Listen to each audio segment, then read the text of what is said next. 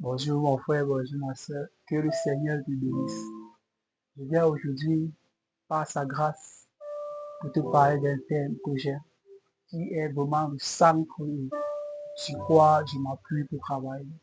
Aujourd'hui, je vais parler d'un thème qui est très particulier. Le thème sur lequel vraiment on doit s'appuyer, on doit travailler, on doit bosser et on doit trouver jusqu'à ce que ça se manifeste. C'est un thème sur lequel je travaille depuis beaucoup, depuis 2 ans aujourd'hui, et ça m'a béni. Et si ça m'a béni, j'ai pu porter du fruit. C'est pourquoi je veux partager cela avec toi. C'est un thème que c'est d'abord ta volonté. C'est ta volonté, ta disposition de cœur, ton ouverture d'esprit par résister. C'est un thème sur lequel il est très important pour toi. Si tu veux voir vraiment Dieu se manifester dans ta vie, si tu veux arriver à une autre dimension avec Dieu, si tu veux vraiment expérimenter Dieu, ne plus juste voir Dieu juste comme la lettre, mais voir Dieu comme l'esprit qui vivifie. C'est ce thème aujourd'hui que je veux partager avec toi. Le thème d'aujourd'hui, c'est la transformation. La transformation, c'est un changement radical. Je peux définir la transformation comme un changement radical, un changement total. Quand on dit quelque chose a été transformé, c'est quitter d'un état à un autre état.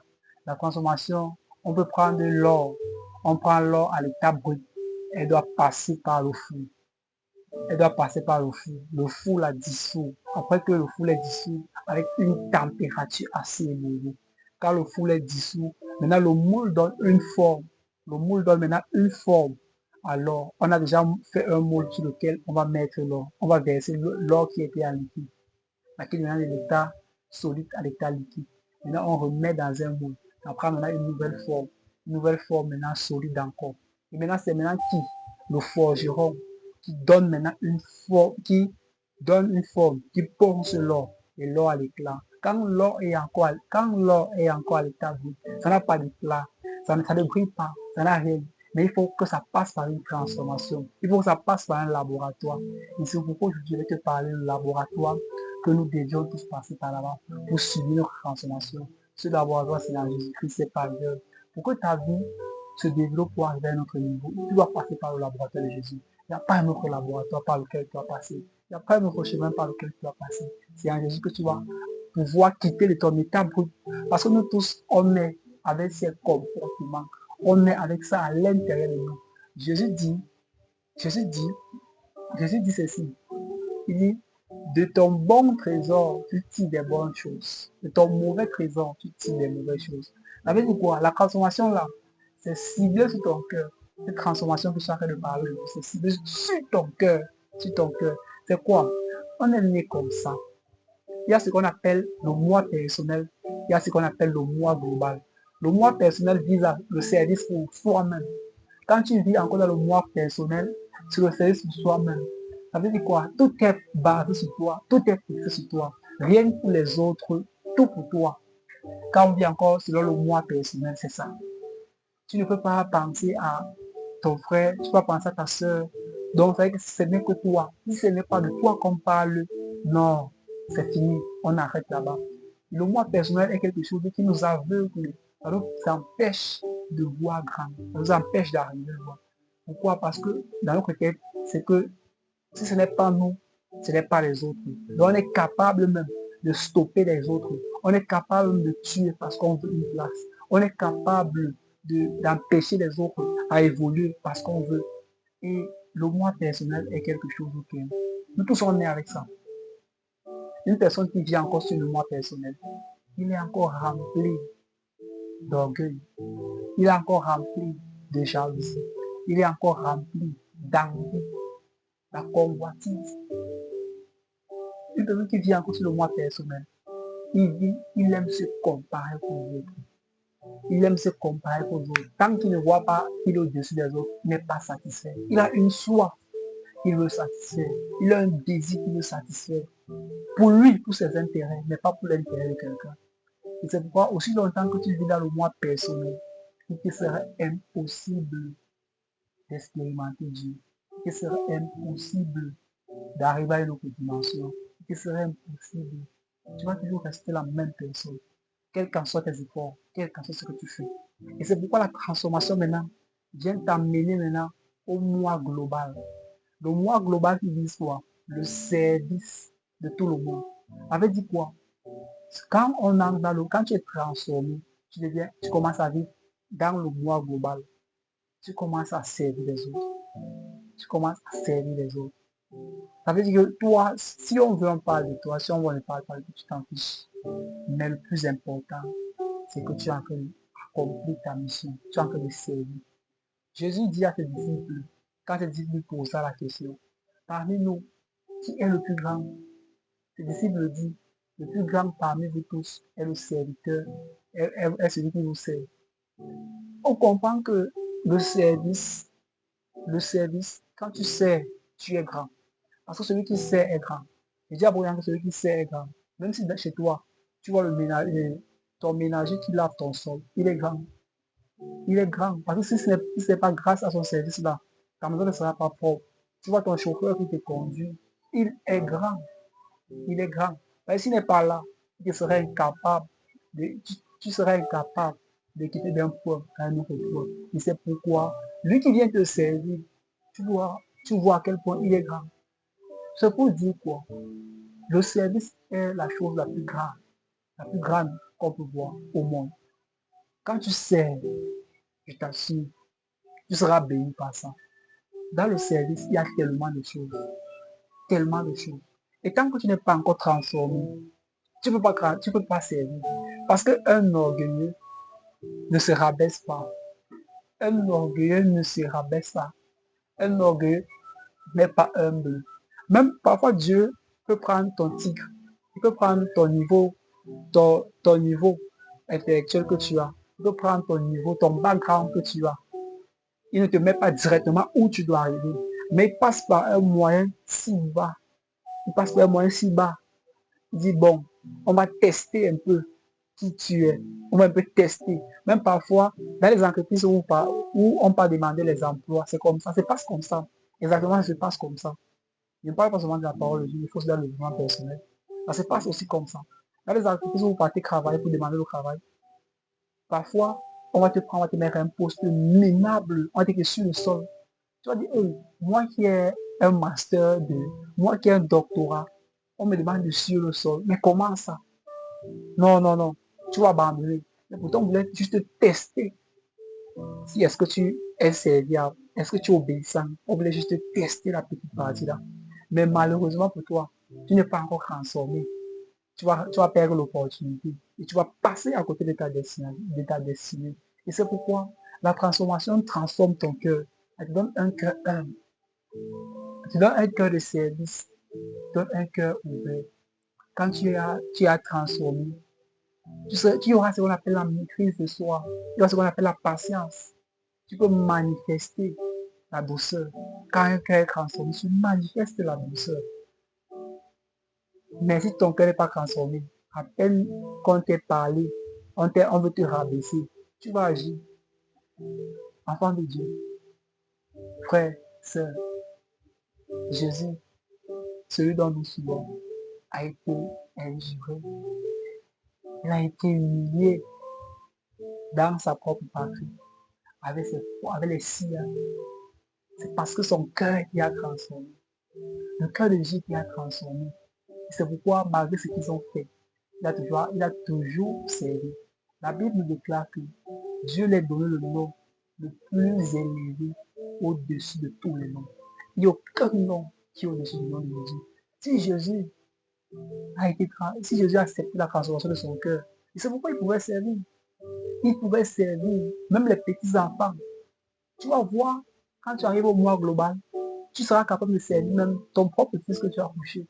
Il y a des gens qui ne peuvent pas servir les enfants, qui disent que bah, selon le monde nous a dit que l'enfant n'a même pas le droit de parler. Pourtant, des fois même, il y a un enfant qui a la solution que tu recherches. Parce que tu n'es pas encore transformé. Ta solution est dans les mains d'un petit enfant. Le problème que tu crains depuis là est dans les mains d'un petit. Mais parce que tu n'es pas encore transformé. Je dis à beaucoup de gens que quand on te dit les écailles, que tes yeux sont encore fermés, c'est parce qu'il y a encore l'orgueil en toi. Il y a encore l'égocentrisme en toi. Dieu ne se révèle pas aux orgueilleux. Et c'est pourquoi Dieu rabaisse les orgueilleux. Il fait grâce aux humbles. La transformation te permet de quitter, de retirer l'orgueil qui est en toi et d'ancrer dans l'humilité. L'humilité.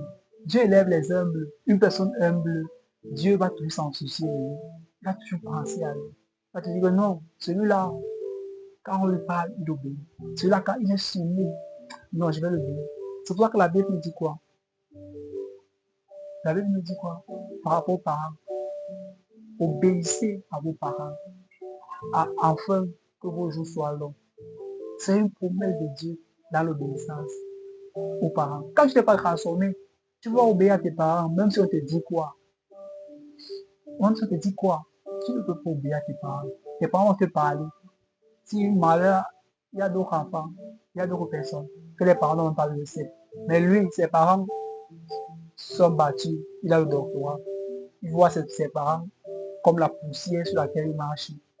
La transformation te permet de voir quelqu'un comme toi-même, de voir les êtres humains comme toi-même. La transformation te permet d'aimer les gens comme toi-même. C'est pour ça que Dieu dit quoi? Aime ton prochain comme toi-même. Tant que tu n'es pas encore transformé, tu ne peux pas aimer quelqu'un comme toi-même. Parce que quoi? Une personne qui n'est pas encore transformée vise ses propres intérêts personnels. Et pour aimer vraiment, pour que tu obéisses à ce commandement de Jésus, il faut la transformation. Il faut la transformation. Tant que tu n'es pas encore transformé, tu peux aimer ton prochain comme toi-même. Tant que tu n'es pas encore transformé, tu ne peux pas aimer Dieu. Tu ne peux pas aimer Dieu. Tu vas juste dire, oh, non. La transformation a deux étapes. La conversion et la repentance. Quand on dit qu'on s'est repenti, ça veut dire qu'on a, quand on dit qu'on s'est repenti, ça veut dire quoi? On renonce à quelque chose qu'on faisait. C'est pour ça que la première étape de la transformation, c'est la repentance. Quand tu te repens, tu dis, je faisais telle chose, je ne le fais plus. Dès aujourd'hui, je prends un ferme engagement, une ferme décision que ce que je faisais là, j'arrête, je mets stop. Je prends un nouveau chemin, je prends un nouveau départ. Et c'est pourquoi la première étape de la transformation, c'est la repentance. Renoncer, renoncer à ce qu'on faisait. Je suivais telle voie, je menais telle vie, je faisais telle chose. Quand tu veux être transformé, tu dois abandonner ça. Tu dois commencer maintenant à t'aligner avec la volonté de Dieu. Voyez ce que Dieu dit dans Ésaïe 55, verset 8. Vos pensées ne sont pas mes pensées. Vos voix ne sont pas mes voix. Autant les cieux sont élevés au-dessus de la terre, autant mes voix sont élevées au-dessus de vos voix. Autant les cieux sont au-dessus de la terre, autant mes pensées sont élevées au-dessus de la terre. C'est pour dire quoi? C'est quand tu es transformé, c'est quand tu es transformé que tu commences déjà à penser comme Dieu, à suivre les voies de Dieu. Tant que tu n'es pas encore transformé, tu vas suivre les voies de Dieu. Impossible. Ça va être difficile. À un moment donné, tu vas abandonner. Parce que suivre Dieu demande une transformation interne, une transformation radicale, un changement total. Et c'est pourquoi tu décides de marcher avec Dieu. Tu décides d'aller avec Dieu. Tu décides de dire, Seigneur, je te donne ma vie. Accepte la transformation. Accepte que Dieu te donne une forme qui sera agréable. Quand l'agile passe, quand l'agile passe sur le potier, l'agile n'ouvre pas sa bouche. Il dit au potier que donne-moi la forme ci, donne-moi la forme ci. Mais l'agile est soumis. Le potier peut faire l'agile. Ça ne lui plaît pas. Il casse. Il refait encore un autre. C'est comme ça dans le laboratoire de Jésus. Il peut faire même 3 ans avec toi. Il te bâtit, mais tu n'as pas toujours la forme qu'il veut. Il te brise. Il te brise. Il te reconstruit. Ce n'est que la transformation qui te permet d'accepter que tu sois total, reformé. Et la transformation avec la conversion. Quand on dit, après la repentance, il y a ce qu'on appelle la conversion. Quand on dit conversion, c'est changer ta manière de penser. Changer ta manière de penser. La Bible nous dit dans les Proverbes, Proverbes 22, que dans le cœur de l'homme montent les nombreux projets. Dans nos cœurs, il y a des nombreux projets, mais c'est le désir, le plan de Dieu qui finit par s'accomplir.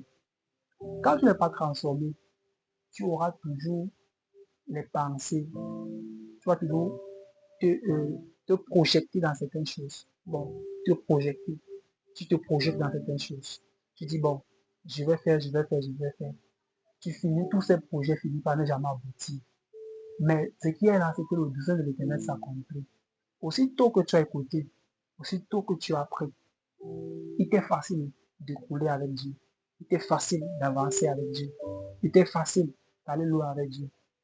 Et le désir de l'Éternel, quand il commence à s'accomplir dans ta vie, waouh, c'est magnifique, waouh, c'est excellent, waouh, c'est beau, c'est doux. Et c'est pourquoi, quand tu acceptes d'être transformé, que tu es passé par la repentance, tu es passé par la conversion, tes pensées ont été renouvelées. La Bible nous dit pas dans quoi? Dans Romains 12, verset 1 au verset 2. Je vous exhorte, c'est l'apôtre Paul qui parle, je vous exhorte, frère, à offrir vos corps en sacrifice agréable, digne, saint, ce qui sera pour vous un culte raisonnable à Dieu. Quand tu te convertis, quand tu es transformé, que tu es passé par la conversion, il est facile d'offrir ta vie à Dieu. Parce que tu reconnais que c'est Dieu qui t'a créé.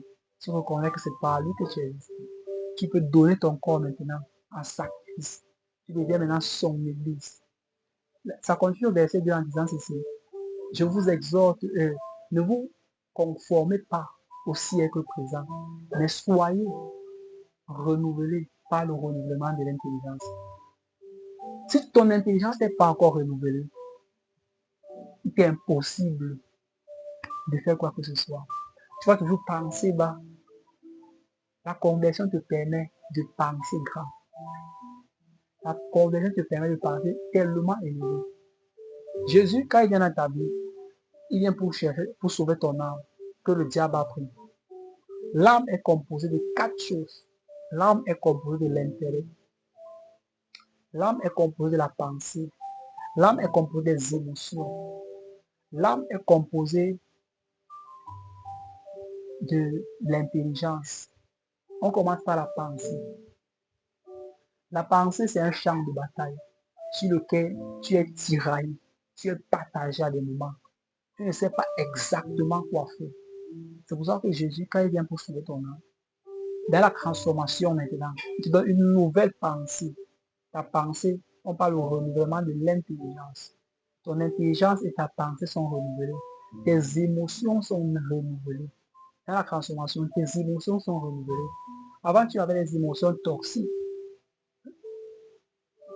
Parce que quelqu'un qui agit sur juste une petite situation, tu déverses la colère. Ce sont les émotions.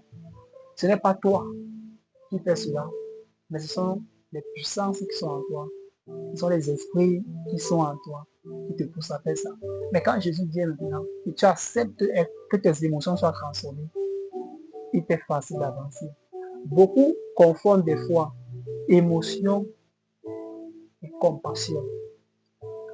La compassion, c'est avoir de l'amour pour quelqu'un.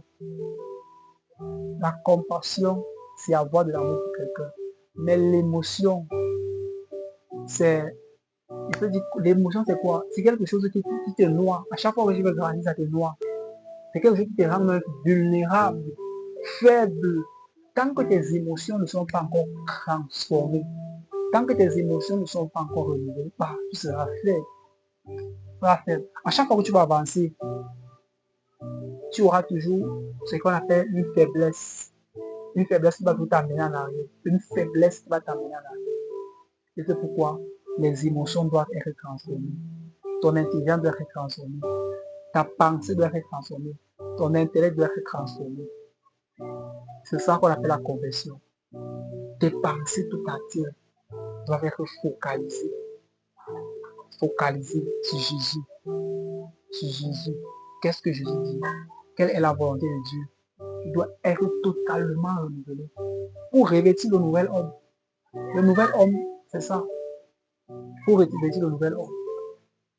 Et je dis, tu vois, il faut accepter d'être brisé par Dieu. Il faut accepter d'être détruit par Dieu. Parce que après tout ce désir, après toute cette étape sombre, douloureuse, vient la gloire de Dieu. Dieu ne peut pas te faire porter sa gloire sans qu'il t'a transformé, sans que tu aies son image. La Bible dit, Dieu nous a créés à son image et à sa ressemblance. Mais le péché nous a séparés de Dieu. La résurrection permet que Dieu enlève tout ce qui n'est pas de lui en toi. Il te dépouille, il t'enlève, il retire tout ce qui est en toi. Comme le cœur de l'homme répond au cœur de l'homme, nos cœurs doivent répondre au cœur de Dieu. On doit avoir le cœur de Dieu. Le cœur de Dieu, c'est l'amour. Le cœur de Dieu, c'est la miséricorde. Le cœur de Dieu, c'est la bonté. Le cœur de Dieu, c'est la fidélité. Dans le cœur de Dieu, voilà ce que tu vas trouver. Dans le cœur de Dieu. Ton cœur doit te rassurer dans ta vie pour savoir si tu as vraiment vécu cette transformation. Que tu portes le cœur de Dieu. Tu penses comme Dieu. Parce que tu vas voir comment tu auras l'amour. Il te sera facile. Quand tu es transformé, il est facile de te le donner. La Bible dit dans Acte 20, verset 37, qu'il y a plus de bonheur à donner qu'à recevoir. Il y a plus de bonheur à donner qu'à recevoir. Si tu es cette personne qui attend toujours qu'on te donne, tu ne vas jamais grandir. Mais si tu es cette personne qui est une bénédiction pour les autres, Dieu va te donner. La Bible explique cela. Il y a plus de bonheur à donner qu'à recevoir. Pourquoi?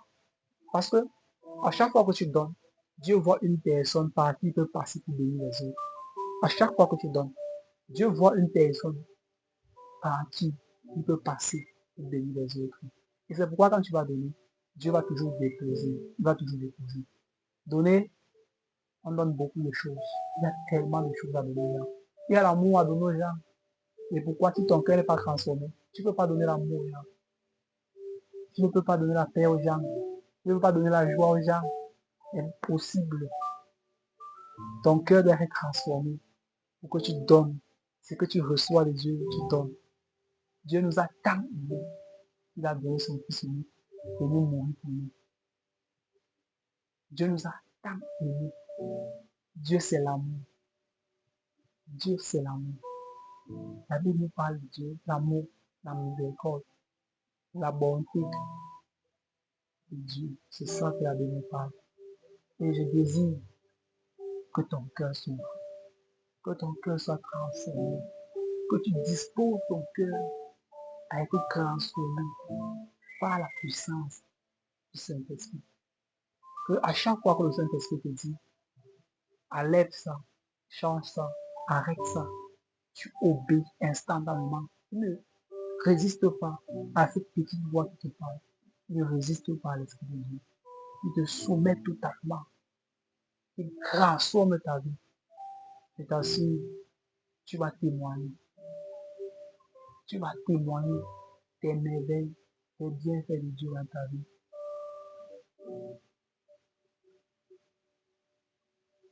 Que le Seigneur te bénisse. Amen. Abonne-toi, commande, like, et partage ta vidéo.